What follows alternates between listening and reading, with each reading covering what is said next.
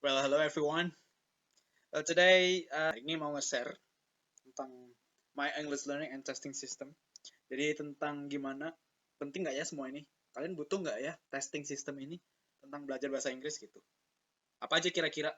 Nah, ada di sini saya akan membahas beberapa perbedaan antara PBT, IBT, ITP, dan IELTS. Nah, dan English learning yang saya pakai selama saya belajar bahasa Inggris. Oke, let's check it out. Sering banget saya tonton dan saya pakai. Ada Hello Apps, ada Wiki App. Kalau kalian pengen belajar bahasa Inggris dari Breaking News English juga bisa. Di sini juga oke, bagus kontennya. Untuk listeningnya All Ears ini juga bagus untuk fluency kalian. Dan juga YouTube channels yang biasa saya tonton, yang di sini bule yang ngejelasin, jadi lebih lebih enak gitu. Jadi terkesan lebih nancep gitu kalau saya ya. Nah, kemudian di sini ada perbedaan ya, teman-teman. Ada TOEFL PBT, TOEFL IBT, TOEFL ITP, IELTS sama TOEIC itu sendiri.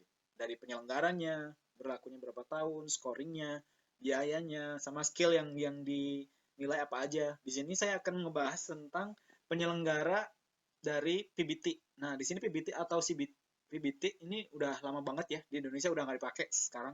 Paper based test atau computer based test. Nah, ini penyelenggaranya ETS, Educational Testing Service ya. Di Amerika ya. Kalau TOEFL kita lebih ke penyelenggaranya itu Amerika, kalau IELTS itu lebih ke Inggris.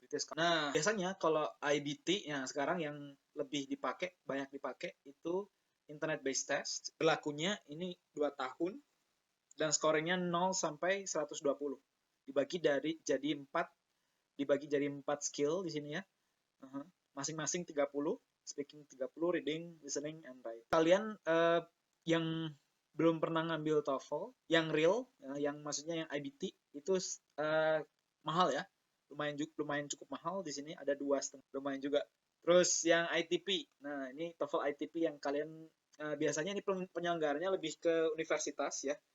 Kalau kalian ingin lanjut ke luar negeri, biasanya ini lebih cocok buat kalian yang ingin lanjut ke luar negeri. Di penyelenggara ini biasanya mereka yang diselenggarain oleh itu sih. Kalau kita sementara contohnya kalau kalian mau ngambil di ITB itu ada dia mereka menyelenggarakan ITP, TOEFL ITP. Mungkin dan biayanya juga relatif cukup murah di sini, ratusan ribu ya. Juga yang 100 sampai 300 tergantung institusi sih. Kalau yang ini biayanya. Kalau yang IBT ini agak mahal, 2,5 juta. Untuk yang di skor di sini skornya dari 1 sampai 9 kalau yang IELTS ya.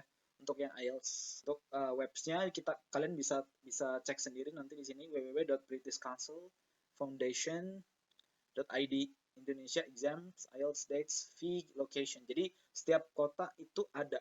Enggak setiap kota sih, beberapa kota besar di Indonesia. Ada di Jakarta, ada di Bandung, ada di Surabaya, ada di Semarang. Berlakunya 1 sampai 2 tahun, tergantung tergantung institusi perusahaan atau tergantung universitas yang kalian tuju. Biasanya untuk bagi teman-teman yang mau lanjut ke luar negeri, itu biasanya tergantung mereka mintanya 1 tahun atau 2 tahun terakhir. Nah, untuk scoringnya kita pakai 1 sampai 9. Scale-nya 1 sampai 9. Untuk TOEIC itu Test of English International Communication, mereka yang diselenggarakan oleh ITS juga. Nah, ini American ya, sama. TOEIC berlaku 2 tahun. Tangannya lumayan gede, dari 120 sampai 900. Untuk biayanya sekitar kurang lebih 1,2 juta. Dan untuk skill-nya semuanya pakai speaking, reading, listening, sama writing. Kecuali yang ITP sama PBT itu mereka hampir sama. Mereka ini yang lama ini yang udah sistem lama. Sistem lama itu yang pakai reading, structure, listening gitu. Kalau yang mereka speaking, reading, listening, sama writing. Semuanya ada. Mirip sama kayak IELTS. Nah, ini untuk apa? Website-nya nanti kalian bisa jadi buat teman-teman yang pengen ngambil TOEFL ataupun IELTS, saya saranin buat persiapan lebih dulu, lebih mateng. Jadi kalian nggak buang-buang duit, karena di sini berapa?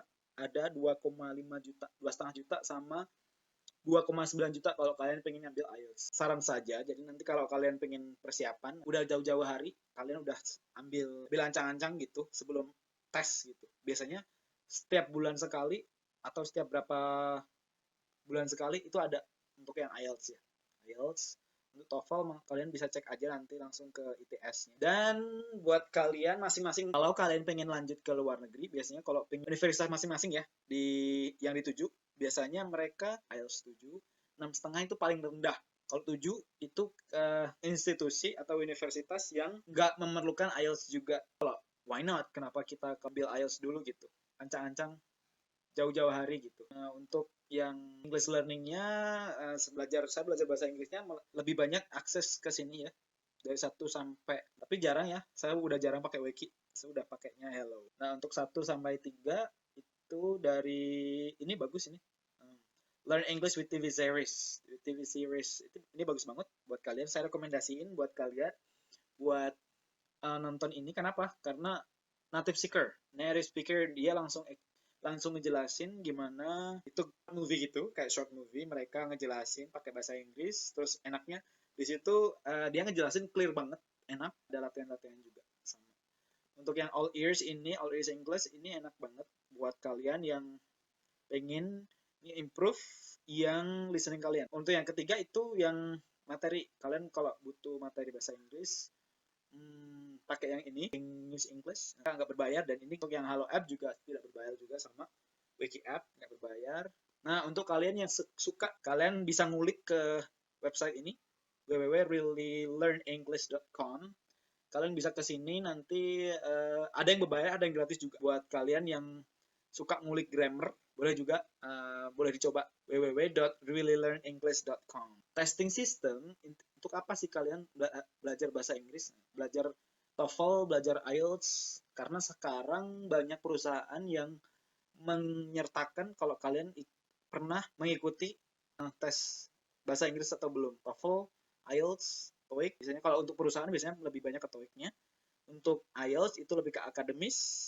Untuk TOEFL itu lebih ke sama sih, mereka sama, TOEFL atau IELTS. Tinggal dikonversi aja sih. Kalau kalian ngambilnya TOEFL, bisa nanti dikonversi ke IELTS. Nah, untuk scale-nya masing-masing kalian bisa lihat sendiri ya. Dari IELTS itu 1 sampai 9 bandnya, bisa teman-teman lihat. Dari yang merah, hijau, biru, kuning, itu semuanya beda-beda tingkatannya. Yang dari merah, dari yang non-user itu yang basic banget, basic sampai 9, itu yang expert. Di sini kalian TOEFL atau IELTS ini saya tidak rekomendasiin buat temen belum pernah ngambil bahasa Inggris sebelumnya. Karena apa? Karena ini buat ngetes seberapa paham kalian belajar bahasa Inggris kalian. Sementara kalau kalian belum pernah ngambil bahasa Inggris, kalian tiba-tiba ngambil TOEFL atau IELTS, nanti kalian bakal blunder. Kalau ya itu sama kayak bunuh diri aja. Kalian ngambil TOEFL atau IELTS, tapi kalian belum pernah ngambil bahasa Inggris. Belajar bahasa Inggris, ya udah pernah sih, cuman kalian basic Englishnya kalian harus punya ya sebelumnya. Umpama kalian belum pernah ngambil kursus, saya saran buat kursus dulu, buat ngambil preparation. Kalau kalian udah ngerti basicnya, tapi kalau saya saranin kalian ngambil preparation TOEFL atau IELTS preparationnya sebelum ngambil real testnya. Karena lebar sekali kalau kalian ngambil yang real test tapi tanpa ada persiapan, itu sama aja blunder gitu. 2,5 juta atau 2,9 juta. Nanti saya akan bagiin juga nanti buat teman-teman yang mau belajar bahasa Inggris, yang belajar TOEFL atau IELTS, nanti kita belajar dari beberapa skill ini ya. Speaking, reading, listening, writing gitu. Kalau yang TOEFL biasanya ada structure, ada speaking, ada reading, ada listening juga, ada writing-nya. Writing juga aja. Kalau yang IELTS itu ya emang speaking, reading, listening, sama writing. Nah, buat kalian yang nggak ngerti ABT itu apa, internet based test gitu.